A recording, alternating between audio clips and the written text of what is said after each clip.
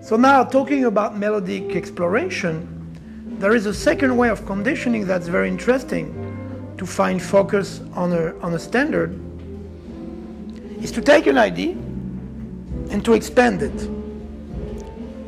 You take a very simple melodic idea, instead of repeating it like this in a series of variations, you're going to expand it. It's almost like inflating a balloon.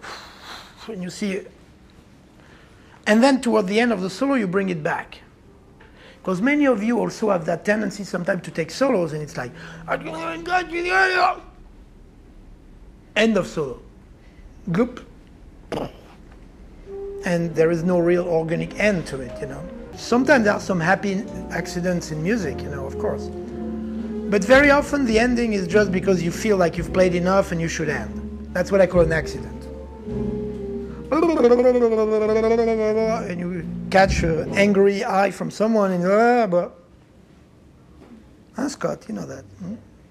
I'm so good, I have so much fun, okay, I'm done. And it feels like an accident. It feels like, okay, well. What I know is that an ending should always feel that it's been there all the time. So in a way, you're right, a little bit like a composition. But then it could be brutal, it could be abrupt, it could be soft, it could be crescendo, it could be sometimes Keith Jarrett does a solo and it just ends in the middle of a phrase, you know, it's kind of his trademark ending. And it does work. Anybody else but him would do it, it wouldn't work. It works because it's him. So there has to be something organic about the ending that, you know, Kenny was right, sometimes the last chord is creative because, you know, you're like, okay, well. But the truth of the fact is that all your solo leads to the end. And that's actually what I'm going to demonstrate now with that inflatable phrase, you know, like this and then back.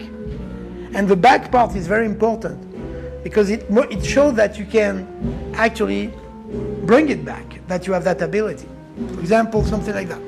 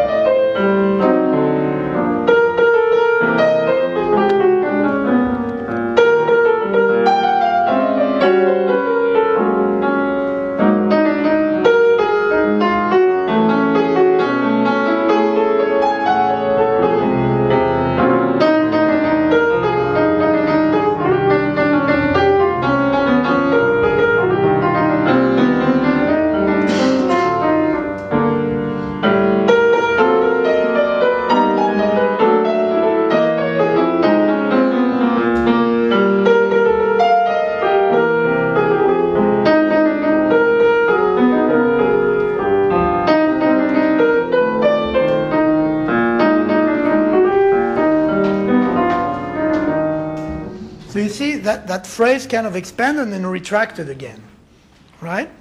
And at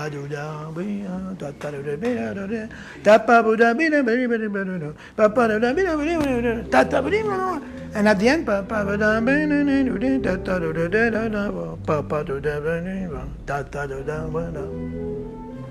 as simple as it was in the beginning. That's a very, very nice exercise to do because it goes completely reverse of what you guys are doing usually. And what we have that natural tendency to do, all of us, which is, okay, I did this, I'm going to do that, now I'm going to do this, now I'm going to... You do this and you keep that direction, go see where it goes and come back.